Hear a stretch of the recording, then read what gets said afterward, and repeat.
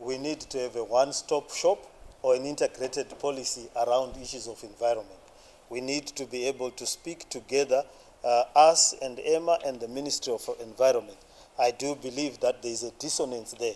There are certain things that are approved which the residents would not ordinarily want to have approved. And then there are things that we allow that the residents would not so allow. So we need to manage that relationship, that interagency relationship very well. So we are going to deal with that. And the second thing is our policing is delayed. And part of the things that we have to put in this policy are the implementing mechanisms. We need to be able to use modern technology, CCTV, drones, constant patrols, deliberate policy of preserving the places. Sometimes when you leave an unmanaged village, people think that it is derelict land and they want to utilize it, particularly with the pressure for land in Harare.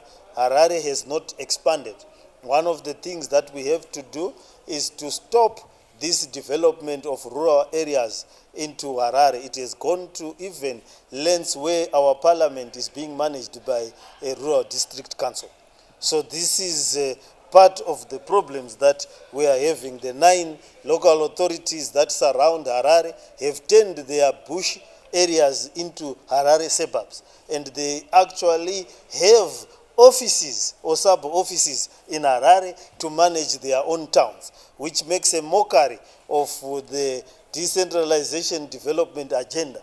If rural district councils are allowed to build huge suburbs without the capacity and without the monitoring mechanisms that Harare has. So you have Goromonzi there building residential areas in our water source and the swampy areas, such that some of our wetlands that we are calling wetlands have been turned into sewer ponds, and they are no longer wetlands at all. They are now sewer lands in reality.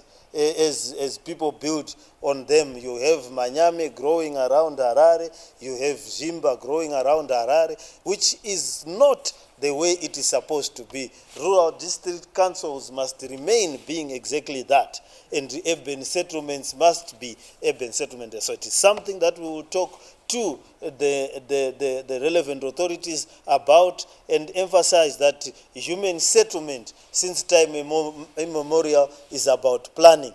It cannot be allowed to grow organically. If it does so, it breeds chaos and becomes unmanageable. So we are going to listen more to the residents, monitor more swiftly, so that we nip the exercises in the bud. We have to come up with an urban poverty policy, so that we deal with, if need be, we need to introduce food handouts in town or cash outs, spread them out a little bit more, so that we are able to deal with the urban poor, so that they don't feel compelled to grow maize on small pieces of land for them to survive. So urban poverty as an issue must be tackled as part of the need and efforts to control climate issues, because some of those things are driven by urban poverty, which keeps increasing, as a lot of people do not have formal employment and therefore do not have a formal way of sustaining not only where they stay, but what they eat on a day-to-day basis. Yes, sir. Thank you for your worship. I also belong to the Harare Board of Residents Players Association, and we're concerned with issues that our chair has raised, but we also wanted to say we want to partner with yourselves. Thank you. To find solutions. I represent an independent advisory practice. The company is called Habit Sustainability Advisory. We look at issues that you were talking about: energy, water, food, waste energy, all looking at the least carbon footprint. So we have the competency, we have the capacity to work with yourselves, begin to unravel the policies that need to be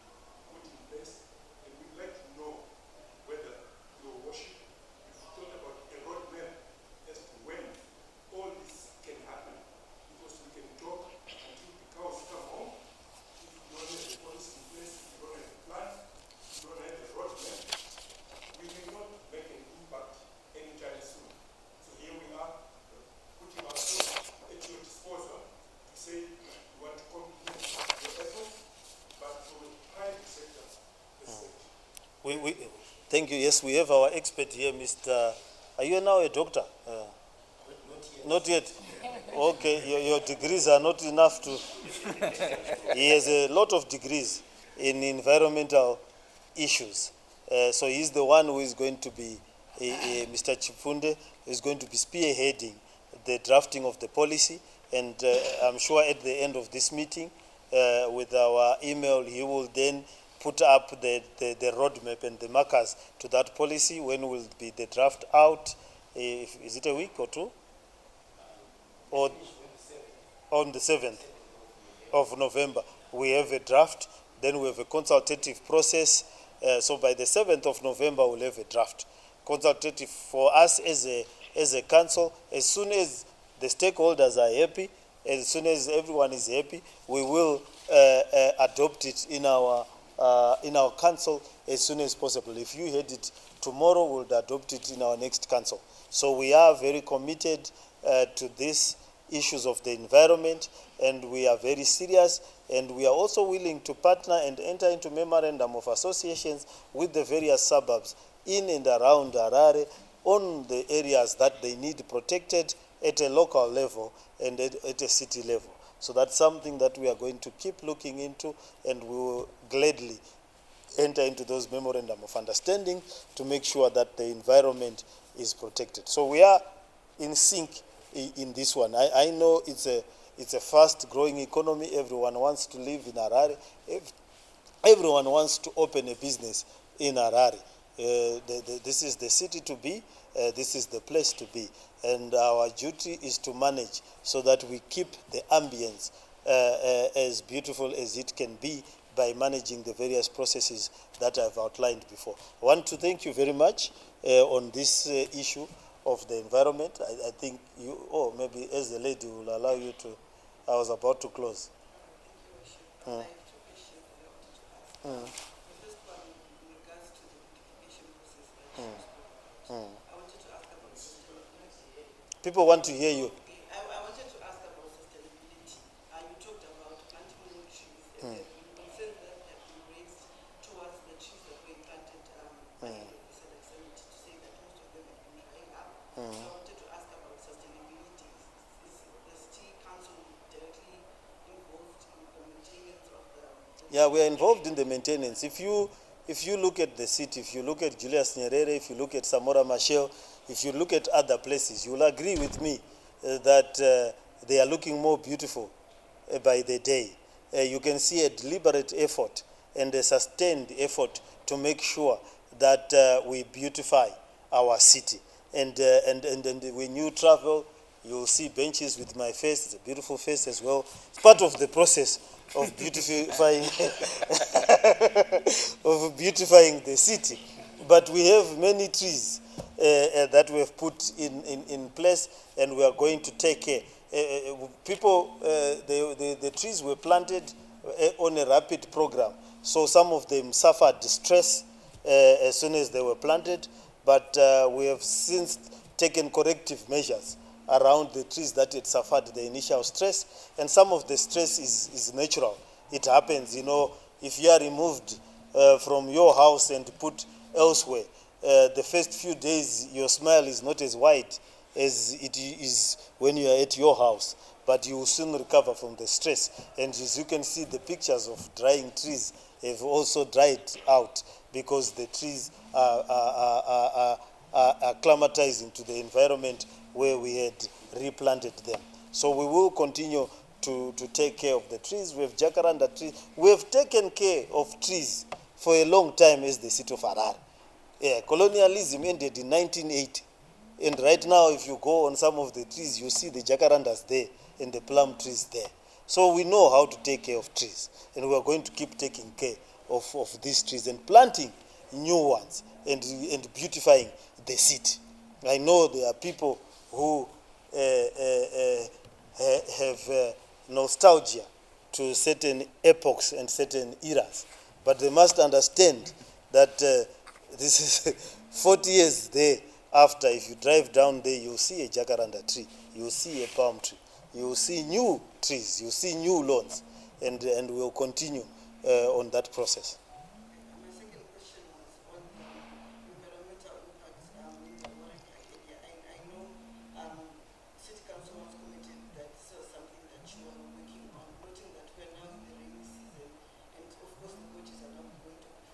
Yeah, we're going to enter into a private-public partnership. I think we are going to find professional people that are going to deal with the collection of gravel there and the recovery of there. We have continued on a laissez-faire approach where people have put excavators on mines. They pay some dubious fee to council and continue to dubiously erode the mountains without due care, with reckless abandon as to what happens to the residents while least they are making money. We are going to put a stop to that. We are going to come up with a partnership with the people who we can write agreements with, who will then take the gravel in a more sustainable manner and also be able to reclaim the land so that we can make it, to put it to good use. This free for all, anyone who can grab gravel approach is clearly not working and is now a present danger, not only to the residents, but to many innocent, unsuspecting bystanders. And we must put a stop to it. We are engaged and we've tasked the relevant committee to quickly finish the negotiations so that we can deal with that gravel in a more sustainable manner. If we are going to be, continue extracting it from those mountains, that we do it in a manner that is environment friendly and that is also aesthetically friendly. Thank you. Thank you. Yes. You talked about a lot of things. I talked about greening the city, talked about solar farms, beautification. In 2010, the city of Harare launched a vision, I might say an ambitious vision, where Harare would reach a world-class city status by 2025. We are just almost 2 months before the fruition of the 2025 agenda. How optimistic are you that all these resolution ideas you are telling us end at the vision we see its realization? Well, I understand the vision makers of that time, 2010, that they were very optimistic, drinking from the cup of, of enthusiasm, and they had a very sunny outlook. A lot of water has gone under the bridge. We are where we are. And I personally believe that we have to go back to basics. Water has to come out of a tap when it's supposed to be. Light has to come on as soon as a person switches on the light. A road must be able to be passable. Medicine should be obtained the moment you get sick. So I think the issue is, let's not always look forward. I know preachers promise people heaven, and sometimes they sustain a lot of things until that time.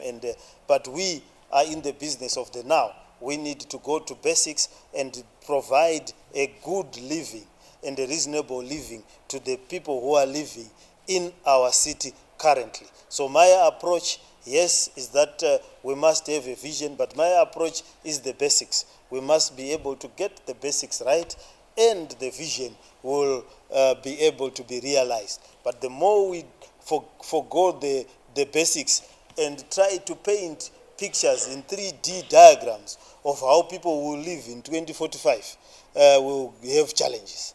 Let's deal with the basics. I want my water now. I want to open a tap. The residents of Harare are innovative. They are building shopping malls that you find in South Africa. They are building houses that you find in Hollywood. So let us, as the city managers, give them an environment which is in keeping with the houses that they are building. Yeah, so we are done on this issue of the environment. I would like the chairperson. Oh,